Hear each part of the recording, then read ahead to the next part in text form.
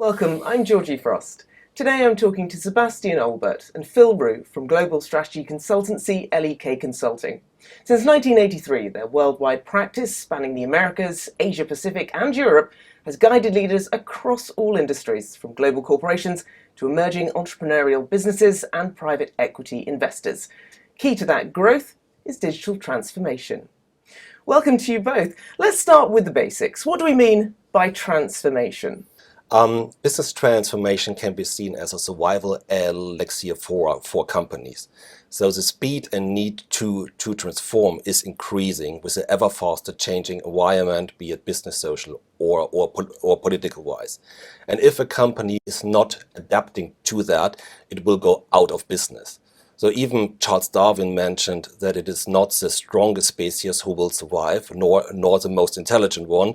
It's the one who is most adaptable to change. So we think that over time, most or even all companies will transform, if not in what they do, at least in how they are actually doing that. And setting up a proper business transformation can be seen as a significant acceleration of change in order to achieve your targets. So be it business or financial targets, be it to react to competitive pressure, or be it to tackle internal performance issues. Okay, that's one part of it. But then if we add the digital, what do we mean by digital? That's a great question, because I think digital means different things to different companies. We typically try to think about digital as four potential different types of elements, all that need to create value for a business. So you have digital customer engagement. How are you using digital tools, data, and other ways to engage with the customers, acquire customers, take customers on the journey?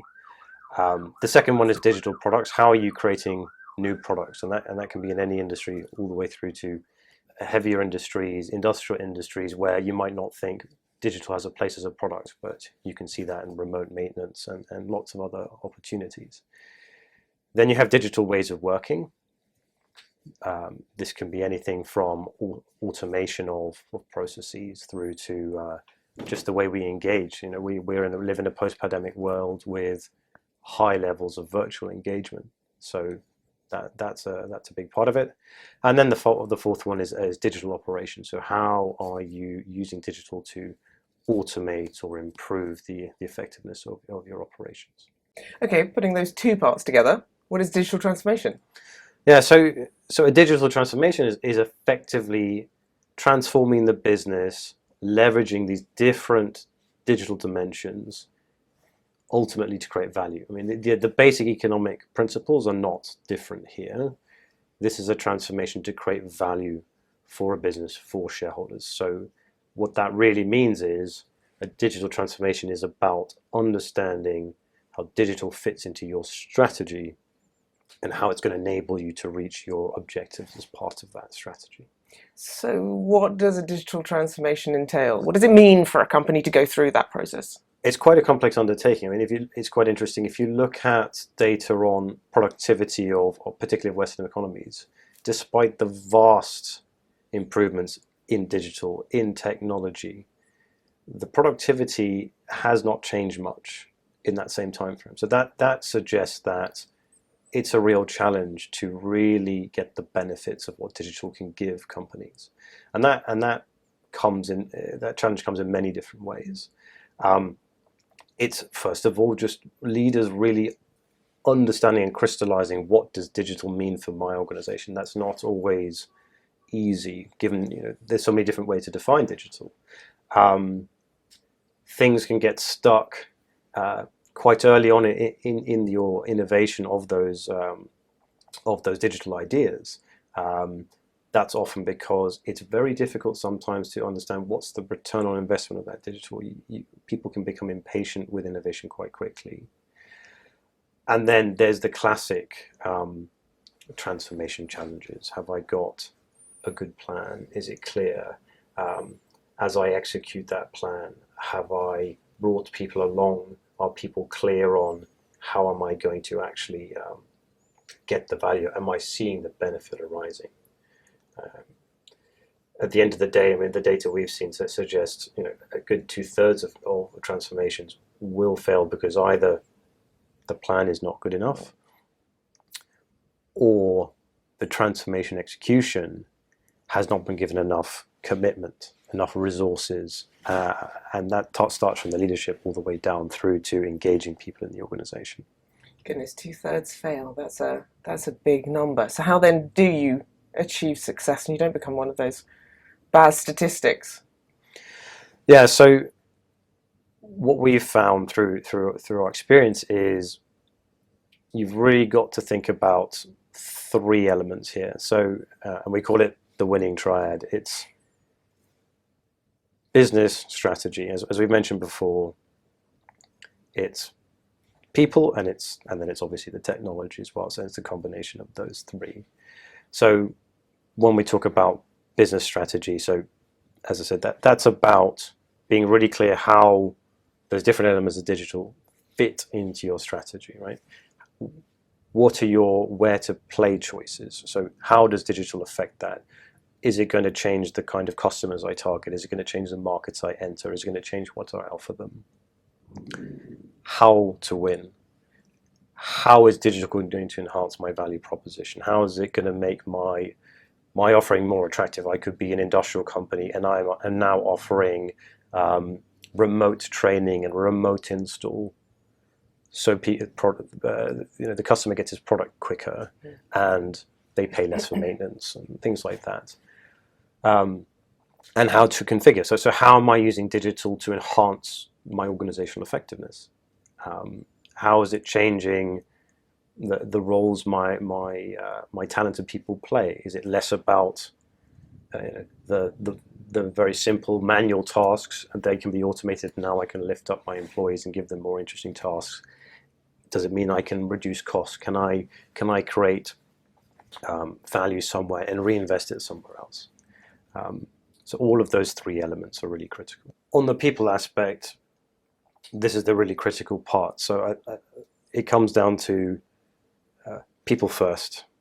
It's going to live or die by whether you can get people behind it.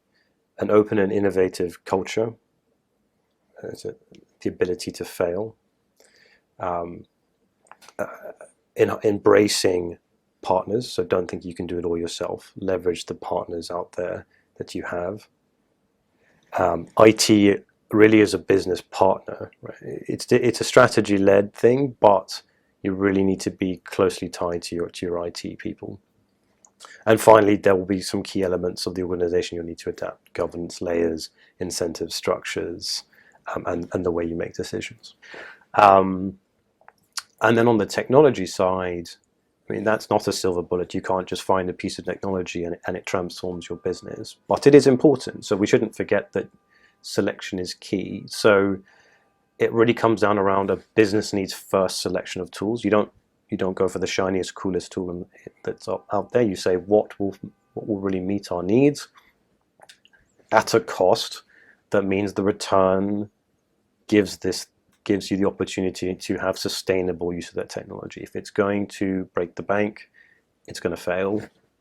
But at the same time, don't be afraid to think quite radically and adopt tools that are very, very new or have never been used in your industry but have been used in other industries. Take that leap of faith. Okay, Sebastian, where does L.E.K fit in then? How do you help your clients achieve success? Yeah. So we can help a client to agilize the organization, so meaning to be adaptable for the required change. So what do we mean with that? It is for us a combination of 3. So you need to innovate, you need to operationalize, and you need to enable the organization.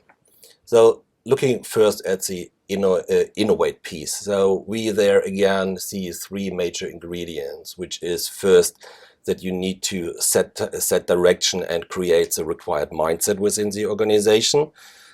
Second, that we ideate, as Phil mentioned, so you need to have the right business ideas, maybe also some new digital business models, some new process solutions. And third, you need then to pack it into your digital strategy. So regarding setting direction and creating the mindset, it happens both on the leadership and the organizational level. So on the leadership level, you need, as change is driven top down, you need first of all create the awareness that there is a need to change among the entire leadership team, and you need to create commitment in order to drive the required change. So it isn't sufficient as if the CEO is the only one who really wants a change, right? So you need to have the entire leadership team being aligned and standing behind the change, because it needs to be driven across the entire organization. So once you have created this awareness on the leadership level, you also need to define an aligned direction, so a digital north star, right? So having a digital north star, then you need also kind of a point of departure. So where I'm good at today, where I have my key capability gaps, in order then to identify what is my ambition level, what are the most urgent gaps to close, because this will then drive again the initiatives across the organization. But it is not actually sufficient to just looking at the leadership level, because you need the broader organization, because this is your engine of ideation and the key success factor for that. What we identified is that, of course, there are classical top-down change management approaches, but they fail a bit short within the digital transformation, because digital transformation on the level of the employees has a lot to do with fear, right? Fear for something new, fear if I'm capable to really hold the speed of change, what to do with the technology. So what you need to do it, you need to make the change tangible for the people. You need to bring the new possibilities to them, even for example, via digital boot camps, what we did at a large industrial company, really showing first of all different batches of people the possibilities the digital technologies bring to them, and then working with them how to apply it in their daily life. And then let them generate the business ideas, helping them with defining the business cases, defining the actions in order to get it to real life. And if you do that, you bring it to the organization and you will receive great examples and results within your organization. So that's a point around setting direction and creating awareness. Second is then ideation, which I already touched on. But very important is that you provide the necessary environment that people can also play around with their ideas. So we all know these things around freedom to fail, a failure culture, and so on. So you need to support that regarding KPI systems, regarding organizational structures, whatsoever. So it is very, very important that you create this level of exploration within your organization. And it is very important because otherwise, as you mentioned, Phil, leadership quite fast get a bit impatient with results. So the ideas you have always need to follow a strong business case, and they need to pay into your business targets. Otherwise, you lose the connection between the business achievements you want to have and the ideation you are doing. And once you have created that, which is a combination of exploration and exploitation of the strengths you have within the company, you can then bring it to the digital strategy, which should follow your digital North Star earlier defined. So that's a bit the package around innovate. So Phil, how do you bring all the ideas and learnings to life then, so that a company can create value at scale out of this? Sure. So the next two steps would then be operationalize and enable. So operationalize is where we're really then turning this into really a classic transformation program, because I think digital should be a continuous journey. It's going to live beyond any immediate program and really change the DNA of a business. But to really kickstart things, start to change the way people work and really change the mindset, you need some sort of forcing mechanism, and a classic change management transformative program is where you start. And that doesn't look and feel that different to any classic change program, right? You need to put that structure around it, the governance, process, targets, tracking, all of that stuff. One of the unique elements that you will be adding, though, are digital playbooks. So as Sebastian said, you're starting early on in boot camps to get people to get over their fear and sort of potentially that learning curve of digital. And then the next step in transformation is a key part of that sort of program that you're putting in place, is to really build that knowledge in the business, those how-tos, those cheat sheets, all those that give people that confidence that they have something to refer to as they are in their early days of leveraging digital in their day-to-day. Beyond that, it's just a behavioral change program. So there's a lot of reinforcement and things like that. And Seb will elaborate on the enablement bit. Yeah, exactly. So as you mentioned, it is, at the end of the day, it is really a large-scale behavioral and cultural change program, and a key element to it is enablement of the people. So enablement has again two elements from our point of view. The one is around training, change management, communication. So it's very important to know that the key driving force for the digital transformation is your existing organization. So the people you have today within the organization. So you need to really enable them, to train them in order to be able to deliver on the future requirements. Of course, there will be new capabilities that can't be trained because you also can't change an penguin to an crocodile or something like that. But whenever you don't have that, you need to hire new capabilities from the market. So be it digital scientists, maybe all the people who are really experienced with software as a service concepts, focusing on recurring revenue generation, or be it all the new leadership styles. A second element to that is that you need to create the right environment.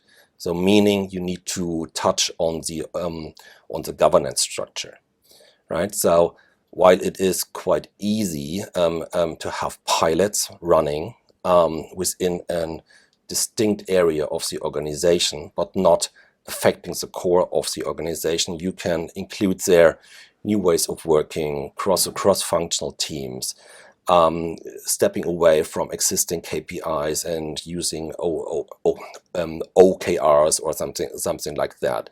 So this happens within a protected environment, right? But there normally people are just temporarily assigned to, and they enjoy the new agile way of working, and they might also get very, very good performance reviews there.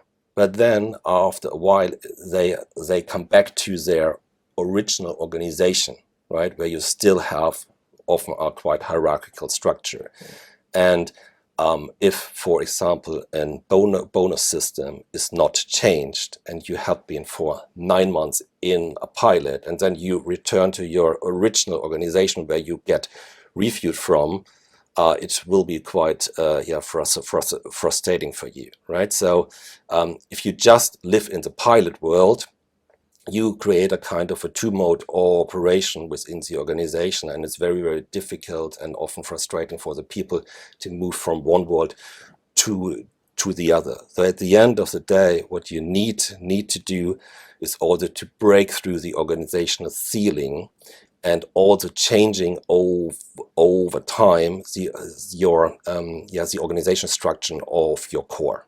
But many companies, if not all, are running pilots, and it's usually recommended to try these things out before rolling it out to the organization. So what's wrong with it? There's nothing wrong with it. So we also recommend to do pilots. All right. So you need this explorative thing within your organization. But as I mentioned, if you just keep on running pilots without touching the organization, it will never be achievable to transform the entire organization. So the pilot world is easy, but the hard thing is actually to scale a digital transformation, to scale new ways of working across the broader organization. And so there is nothing wrong with pilots, and we also recommend that companies should do pilots, right? So because you need to have an environment where you can test ideas and explore things. However, as mentioned, pilots are a protected small area of the company, and the real challenge is in scaling the new ways of working, the new mindset across the organization. So very often company leaders think, if I just do more and more pilots, introducing more and more new ways of working, introducing new ways of thinking within the organization, then from the new ways of working, the processes will change, and then the culture will change at the end. So it is an outside-in cultural change approach, and this will fail. So in fact, it is the other way around. So you need to really start from the inside out. So starting with the culture, working over the processes, and then you can act on it within the organization. And I mentioned it earlier, but we call it, you need to break through the organizational ceiling. So you need to get away from the two-mode operation, at least if you want to transform your entire organization. Of course, we also made good experiences with setting up new small organizations like speedboats alongside the existing mothership. This also works over time, but or for a certain time. But if you want to really transform the entire organization, you also need to tackle the organization. I'm wondering, because you both mentioned culture then. As a client, what's it like to work with L.E.K? So the value proposition we have is that we're combining strategy expertise with really sector knowledge and functional expertise. We're very much focused on the strategy and value creation. We really do it with you, not to you. So it's very collaborative.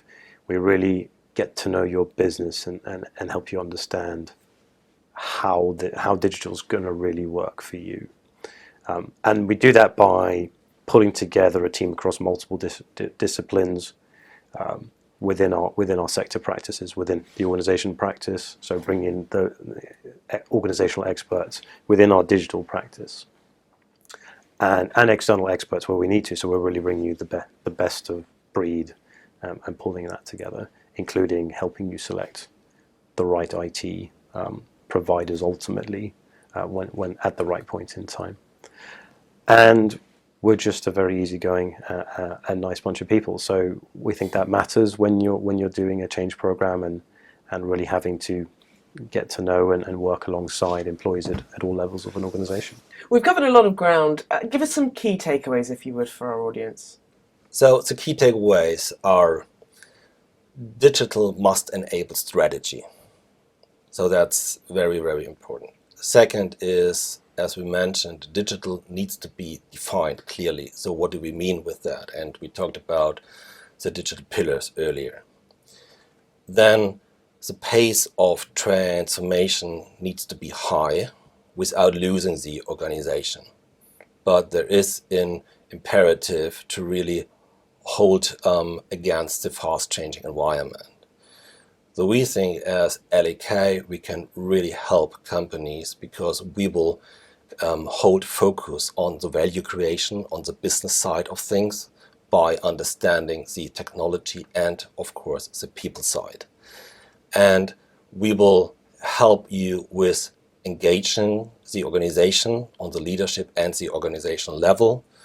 We are capable to support you with setting up an overarching digital transformation program, and we can drive change from top to bottom within the organization, plus also help you to build up the required capabilities that you as an organization can drive the change from the inside out. Sebastian Olbert and Phil Roux from L.E.K Consulting, thank you so much. Thank you. Thank you very much.